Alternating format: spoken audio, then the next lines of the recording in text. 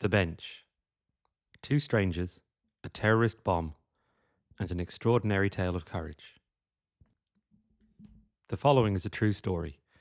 It reconstructs dialogue and events on the basis of testimony in police and court transcripts, as well as audio and video recordings and CCTV images, which were part of public trial proceedings. It was produced in collaboration with the Financial Times, who ran a shortened edit of the definitive and uncut version you're about to hear. After midnight, in the early hours of Friday, January 20th, 2023, a dirty blue car parked outside St James's Hospital in Leeds. The car was filled up to its windows with junk. Empty bottles of Coke, dented cans of Pepsi, Red Bull, and Monster Energy, empty KFC and Burger King wrappers, an egg box, binoculars, an inhaler, and countless other unidentifiable objects. Mohammed Farouk sat behind the steering wheel, in the cold and dark, surrounded by his mess. His phone was in his hand. He was 27, overweight and round-faced, with black hair shaved neatly at the sides and swept over on top. His heart was pounding, and breathing took effort. It was, he decided, time to show them. At 12:53 a.m., he sent a carefully composed message to a senior nurse at St James's Acute Assessment Unit. I've placed a pressure cooker on J28. It will detonate in 1 hour. Let's see how many lives you will save. He had read ISIS terror manuals that suggested causing an evacuation, then setting off a bomb, or stabbing or shooting those that emerged. He watched out of the window and waited for the sirens and the fear that he craved. The complex, a 25-acre maze of red brick and glass buildings, was dark and gently frosting over. Inside, staff attended to 1,000 or so patients. Lives began and ended. Those who could sleep, slept. Smokers emerged into the cold to smoke. But there was no sign of alarm. Nobody was wheeled out. The hospital had, unbeknown to Mohammed, evacuated the ward internally. He recorded some bomb warnings on his phone, but he didn't send them. He moved his car closer to the Gledhow wing of the hospital. At about 1:45 a.m., he got out to use a vending machine and the toilet. All the while, his frustration grew. At about 2:10 a.m., he opened the back of the car and awkwardly lifted out a heavy, hold-all-sized grey bag. He walked towards Gledhow, a late 1970s brick block with a long beige awning over 2 sets of doors and a non-emergency ambulance bay. Without really knowing why, he aimed for the more secluded side entrance, next to the ambulance bay. He stepped into the harsh white lights under the awning and put the bag down by the automatic doors, which slid open with a whir. He moved forward a couple of steps to where the brick paving had been worn away and lit a cigarette. The smoke filled his lungs, but no calm followed. A sign over his left shoulder read, "Proud to be a smoke-free site." It was 2:12 a.m. Across the street, in the middle of a large roundabout designed as a tiny park with grass and shielding trees, Nathan Newby put a can of beer down on the bench where he'd been sitting. He started to walk towards Gledhow too. Nathan was 33, with short brown hair and a light beard. He was huddled against the cold in a Nike cap, a hooded jacket, and Adidas tracksuit trousers. He had a white drawstring JD sports bag on his back. Without really knowing why, he aimed for the more secluded side entrance, next to the ambulance bay. He was in for a lung infection, but had signed himself out for the night and spent the past few hours talking to a friend in a nearby pub. When he got back to the hospital, he found he still had thinking to do and spent a long while sitting with his beer on the bench. He walked with his head down, preoccupied. When he looked up, he saw Mohammed standing by the doors, wearing a black jacket with a high collar, blue suit trousers, and worn black Nike trainers with red laces put in them. He had his hands in his pockets, and he was swaying back and forth and breathing heavily. He had a grey bag behind him. Nathan thought he seemed sad, upset even, like he'd got some bad news. He decided to stop and talk to him. "All right, mate, you're right," he said, as he walked over. The two stood facing each other outside the sliding doors. It was 2:14 a.m. Yeah, mate, yeah, Mohammed replied. To Nathan, it felt like a conversation at a bus stop. No need for preamble. Silence is forgiven. He saw that Mohammed noticed the medical tape on his left hand from the intravenous line that would soon be put back in. Why are you in? Mohammed asked. Nathan told him about his lung infection and asked the same question. I'm just feeling a bit down, Mohammed replied. Down about what? I want to get them back. Them, Nathan thought. That was weird. What have they done? He asked. I've been working here, Mohammed said, doing a course to become a nurse, for 2 years, but they've stabbed me in the back, fucked my life up. You can't take it out on whoever's in there, Nathan told him. There's a lot of people in there, he said, thinking of the ward he was on. A lot of poorly people. There was a silence. Nathan felt he should keep Mohammed talking. Anyway, have you got any family? I've got 2 kids, well, one on the way, and a wife. Nathan decided to share his own problems, put himself down a bit to make Mohammed feel better. You've got it a lot better than me, he said. Why? Why am I better than you? Mohammed asked. At least you're 1 step ahead of me. You're a father in that. Nathan had been born with cystic fibrosis, a genetic disease that attacked his lungs, stomach, everything over time. He'd been in and out of hospital all his life, and that would never change. There was no cure. If he made it beyond his 50s, it would be seen as a success. He didn't always cope perfectly. Some days, he just wanted to be like everyone else. There were moments where his frustration had bubbled over, but it had also given him a particular perspective. His friends and family knew he was someone who didn't want others to suffer as he had. I can't have out like you, Nathan went on. He could see this seemed to penetrate, to find some feeling. But Mohammed's expression soon hardened again. He kept swaying back and forwards, and Nathan noticed he was fidgeting, turning to look at his bag just behind him. His hands were still wedged in his pockets. Are you all right, mate? You seem a bit agitated about that bag. Why are you focused on the bag? Oh, now. What's so important about it? You don't want to know. You don't want to know. Just say. It's just a bomb. He said it like it was absolutely normal, like he was talking about a pair of shoes. What? Oh, yeah, just a bomb. A bomb. Okay. What's your plan? I was going to walk through the main door past the lifts and then wait for the nurses to come in for their break, and then I'll set it off and walk out. Can I see it? Nathan asked, looking at the bag again. Mohammed's breathing grew strained. Nathan felt maybe he shouldn't have asked, but he kept going anyway. It can't be that important if I see, he said.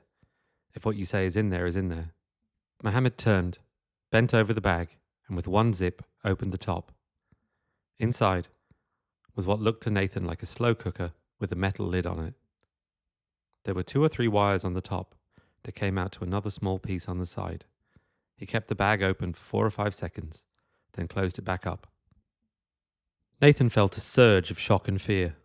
It was, somehow, undoubtedly a real bomb. The fidgeting Mohammed was doing in his pockets took on a new meaning. Is there anything in your pockets that would blow it up? No, I have to light it. Let's assume that goes off now. What would be the range?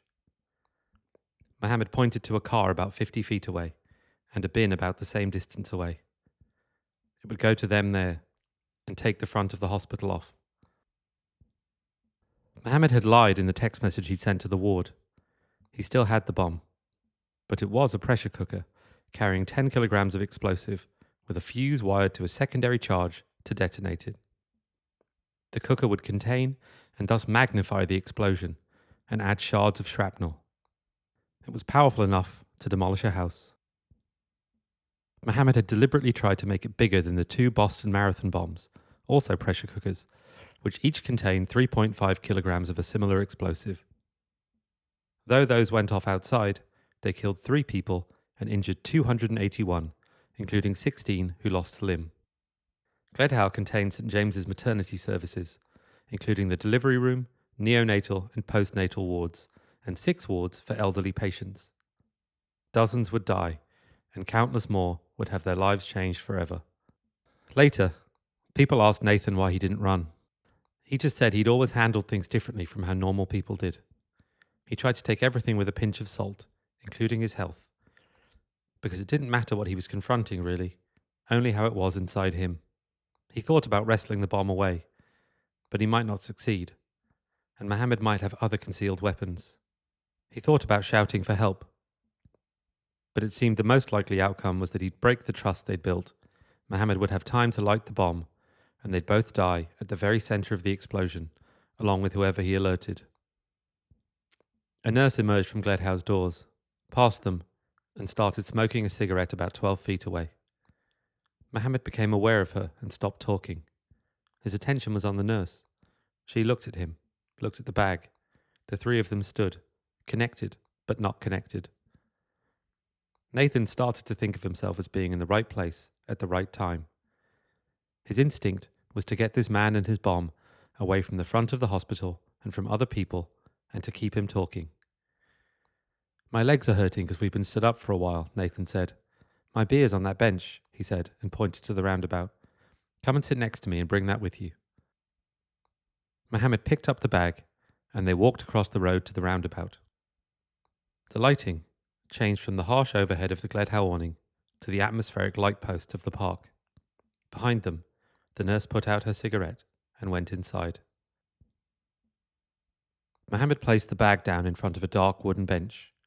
Nathan sat on the bench next to it, which was longer and had lighter wood. He picked up his cold can of beer. Mohammed stood in front of him, and they continued to talk, breath fogging in the colder air. It was strange, but Mohammed felt it was Nathan who needed help from him, not the other way around. When he said about his illness, that he couldn't have the kind of life that Mohammed took for granted, it had moved him. For a moment, Mohammed had stopped feeling angry. He found himself opening up and telling his whole story. The only time Nathan interjected was to ask questions or to mention moments where he'd felt the same way. Mohammed was the eldest son of a Muslim British family. He was expected to be the strongest, a leader, a provider, a great son, grandson, brother, husband, and father. From the start, he felt like a disappointment. His father made no secret of the fact. His disdain was verbal and physical. He felt that was just the way his dad was. He tried his best every day.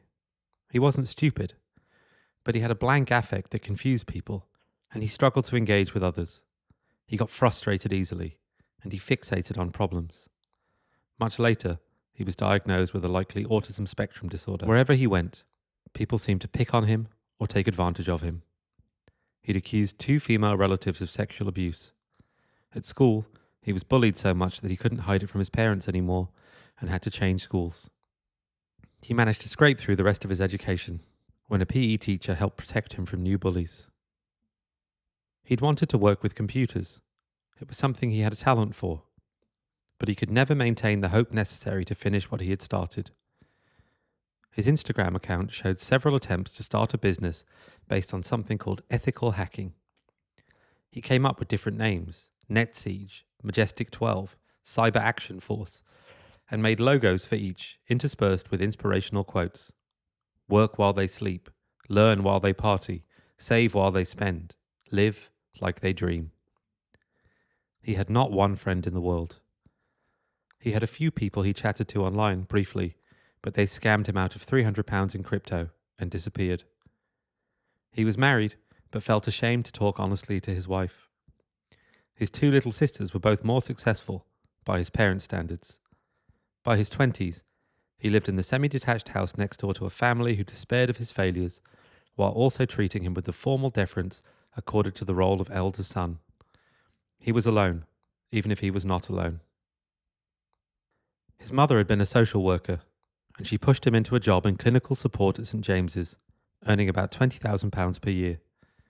The idea was that he could train as a nurse, move up the ladder, actually complete something. There were more jobs in nursing than computers, she said, and the possibility for progress. He worked on Ward J28, the acute assessment unit. It was a place for some of the saddest cases. those under 80 who suffered from conditions including alcohol withdrawal, diabetic ketoacidosis, sepsis, and seizures. But he found that he had empathy for the patients, even the ones you couldn't really communicate with. He wanted to help them, give them their dignity. But it felt to him that the other nurses made snide jokes at their expense, or treated them like they weren't really people, ganged up on them, just as he had been ganged up on. It filled him with a rage he couldn't explain or control. Soon after, he felt that a senior nurse on the ward started to pick on him unfairly, that she and other managers, all women, kept setting him back on his nursing course because they felt he was not doing the work that was set.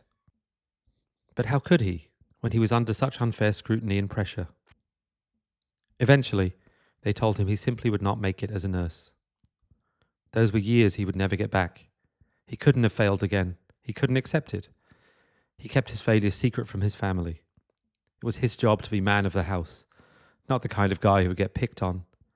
But he was always either angry or turning it over in his mind. What was it about him that kept making this happen? When he was at home, he'd be on the computer, by himself, where he would not have to see anyone seeing him. He was becoming a better liar. He had unpredictable shift patterns at work, and increasingly he told his family he was working late and drove to a car park in the middle of nowhere, surrounded by high hedges and peaceful trees, to eat junk food and scroll his phone alone.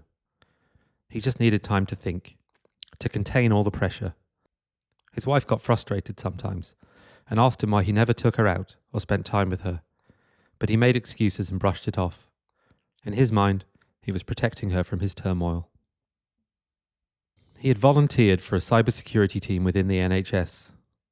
He bought a keylogger, a small USB device that plugs in between a computer and its keyboard and records and transmits everything typed. Before long, he had access to the usernames and passwords of the women he hated most at work, as well as their personal numbers and email addresses. When his anger got too much, he bought burner SIM cards or made anonymous email addresses and sent hate-filled messages. "I'm coming for your soul. I'll be watching you now," said one to a manager. Another said, "I will burn your whole world down," and was signed Ghost Man. He emailed one manager with the subject line, "You silly whore," telling her that he hoped her sick mother died a horrible death. Later, he hacked her email account and sent her a message from herself that read, "I'm coming for you." He wanted a response. He wanted to see them suffer as he had suffered. He wanted them to feel small and vulnerable as he did. He wanted to say, "This is what you guys invited. I didn't have any option left, and this is what you get." He imagined the women afraid, not laughing at him anymore. But when one nurse came up to him and asked him point blank if he was behind the hacking, he heard himself quietly denying it instead and retreating again. He started making excuses not to come to work and wrote a resignation letter he didn't send. It didn't help really. He got no release or relief except from sitting in the car park by himself at night. His car filled with junk, like a nest. He found peace there in the glow of his phone's screen. Google, Instagram, Reddit, forums for hackers, and, mostly, TikTok. His online life was entirely separate from his real one, but it felt more real. Eventually, he started saving things so he could go back to them, or making little notes on his phone. He became a version of Dr. Frankenstein, making a monster of himself from the web pages, forum postings, news articles, videos, and cut and pasted quotes that went past in a haze of titles and emotions. Panic attacks. Stand up and fight back. I would rather die with respect from people than die with no respect and constantly be stressed. Free Palestine. The cheapest blood in the world is now the blood of a Muslim. In January 2022, he took up smoking in the hope it would help calm him. He also bought a gun from a shop full of knives and swords called Fantasia. It was a Turkish Glock replica called an Ekol Gediz, popular among criminals because it is easy to adapt to fire live rounds using the kind of household tools Mohammed kept in his car and garage. The gun was blue on top to identify it as blank firing. He painted it black and bought a shoulder holster. He tried firing it a couple of times in his garage, but it was really loud, so he didn't do it again. He took pictures of it placed in the hospital so he could send them as threats. but he never sent them. So he kept it in his car alongside him as he scrolled and typed on and on. People say that committing suicide is a cowardly thing to do, but let me tell you, it takes a lot of courage to end it all. I thought about it a few times, to be honest. Oh, my brothers, jihad's the way. The martyr has 7 things in store with Allah. Anwar al-Awlaki, black flags. The searches took on a new focus. Explosives. His phone filled up with PDFs. Make a Bomb in the Kitchen of Your Mum by the Al-Qaeda Chef. The Anarchist Cookbook. ISIS Lone Wolf Hit List. In late November or early December of 2022, he bought a pressure cooker and adapted it to work as a bomb. Around the same time, he paid £600 in cash for 3 sets of fireworks. The fireworks were huge, and he had nowhere to keep them, so he spent 6 meditative hours a night in his car, cutting them open and decanting an increasingly dangerous quantity of gunpowder into the cooker. When he was done, he made a fuse with parts from the fireworks and tape and wired it into the bomb. He kept it in the back of his car when he was not working on it, in a grey bag, along with a couple of knives, a box of nails, and some boxes of blank bullets. The police even stopped him a couple of times on his night drives, but they didn't search his car. Instead of his usual car park, his drive started to focus on RAF Menwith Hill, a listening station that is a point of particular hatred for Islamic extremists for its role in enabling British and American strikes in the Middle East. His searches changed too. Night vision goggles. UK spies watched from Harrogate Base as Al-Qaeda leader was executed. ISIS confirms spy base, Menwith Hill, is a target. Burger King, Menwith Hill. He could not find a way into the base. Every night, his rage and humiliation built. By early January, he felt he could not take it anymore. He had a shift coming up on the night of Friday, January 20th. It had to end before then. He couldn't see their smug faces again. Couldn't let them laugh at him anymore. His baby was due soon, and that was enough pressure. He thought about breaking his faith and drinking alcohol to get his mind off it, but he felt that would be going too far.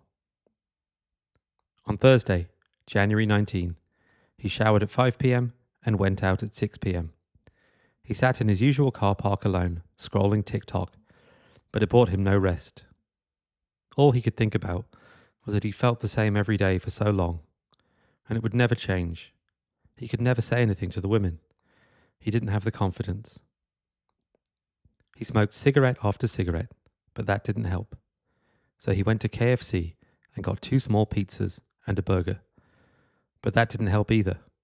He felt he was broken inside. By around midnight, he had decided. He needed to get their respect, to show them they couldn't do this, to take back control. He drove to the hospital. Nathan listened to the saga, every winding meander and repeated agony, for nearly 2 hours. Mohammed's obsessions reminded him of a horse attempting to flick away flies, only for them to circle around and land back on him, over and over. I've been trying to find a reason for myself, Mohammed said. You know? What's wrong with me that's making these things happen to me? I don't know. Nathan told him he knew how it felt to have your own mind work against you like that. He had struggled with the same. He encouraged him to think about his family. You've still got a life in that at home, and you've got one on the way, so why aren't you home with them? At the same time, he made frantic calculations. He's calm for now, but any second he could turn. I have to stop this guy from flipping out. But I can't sit out here all day and night. And he's going to get agitated at some point. But what else can I do? He zoned back into what Mohammed was saying. When it comes to me, it's always no respect. So it does build up over time, and probably the mistake is I didn't raise it with anyone else. I always done it through our childhood, to keep it inside.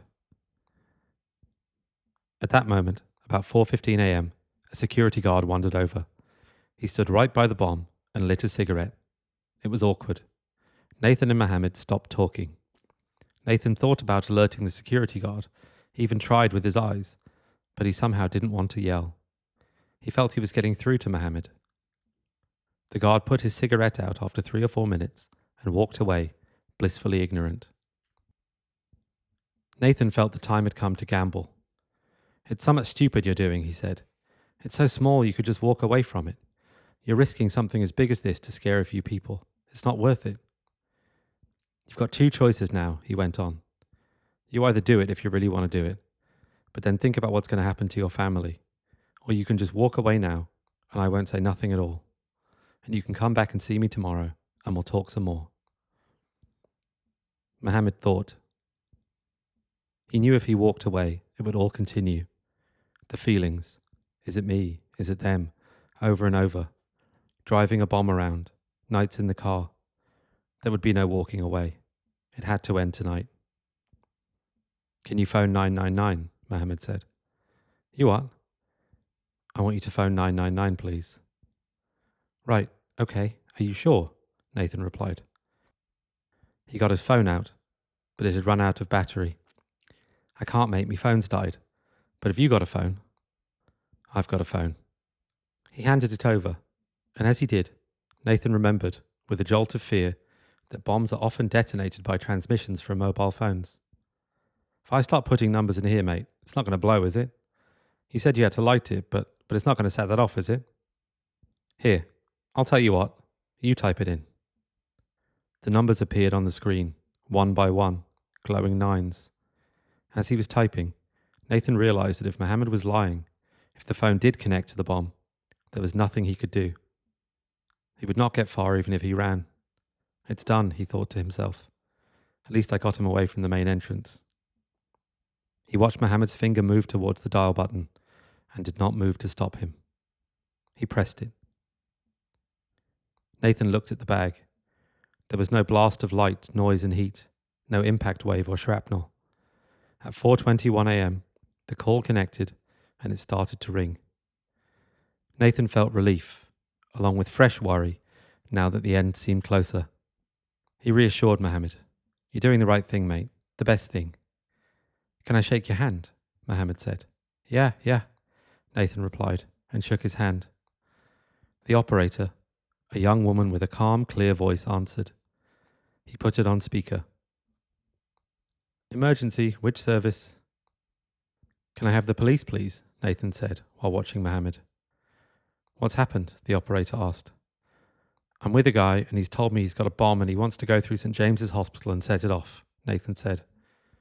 The operator's voice betrayed no surprise. Right. Can you see the bomb? She asked.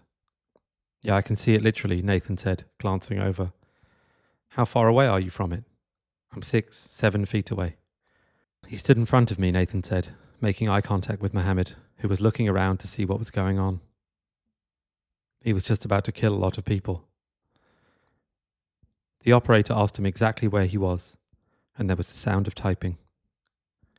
Mohammed started to look agitated. Nathan felt he had to reassure him. Mate, you're still all right, yeah? You seem like a nice lad, Mohammed said.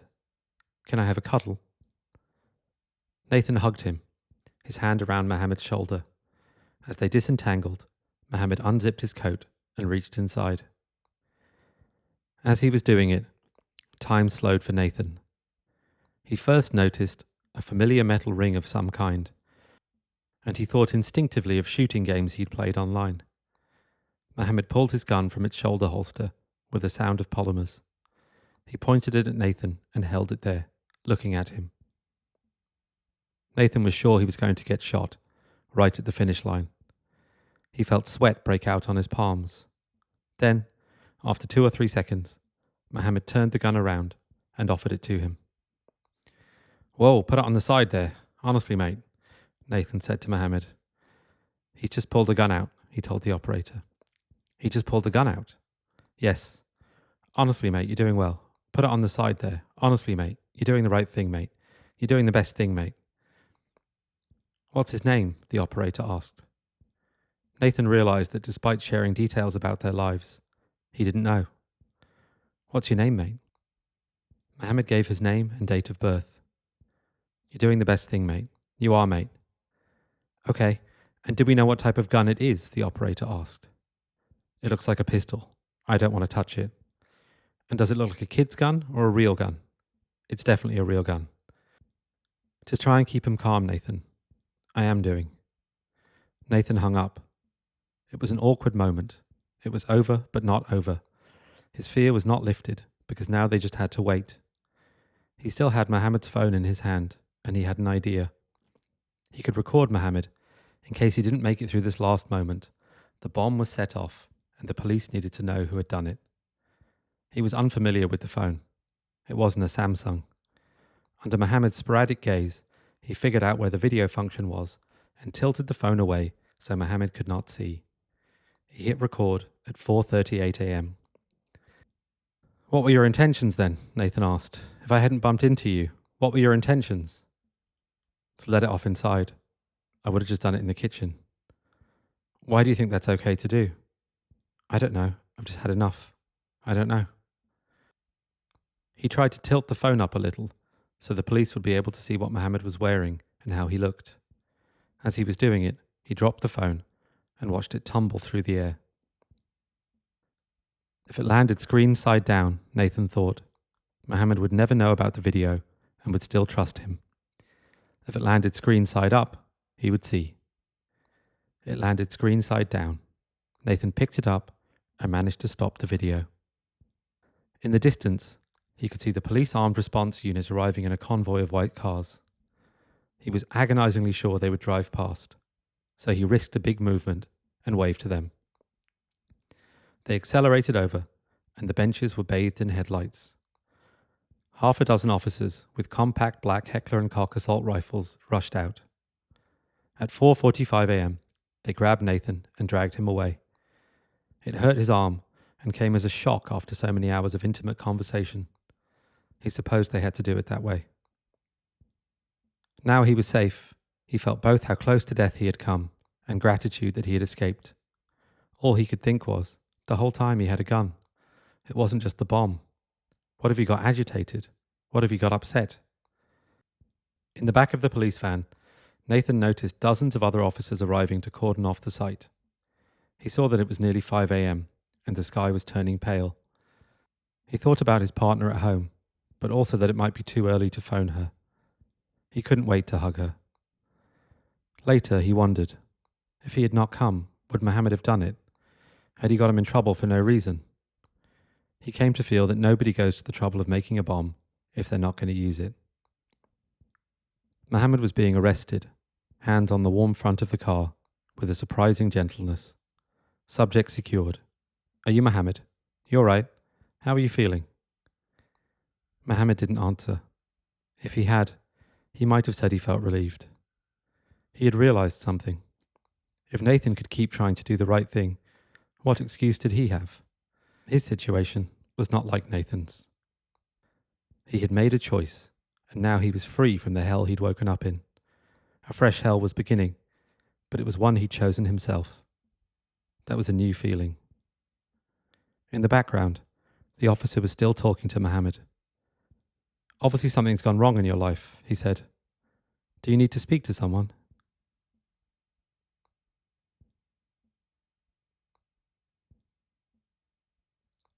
Police explosive experts confirmed that Mohammed Farouk had built a viable bomb, and his bag contained barbecue lighters with which to detonate it. His gun fired only blanks, but he was also carrying a knife. In March of 2025, he was sentenced as a terrorist to life imprisonment with a minimum term of 37 years. There is no evidence he interacted with any terror group beyond browsing on his phone. The judge described Nathan Newby as an extraordinary, ordinary man whose decency and kindness on January 20, 2023 prevented an atrocity in the maternity wing of a major British hospital. In October, he was awarded the George Medal. He has not spoken publicly about the incident. According to a posting from a member of his family, he doesn't consider his actions remarkable or brave.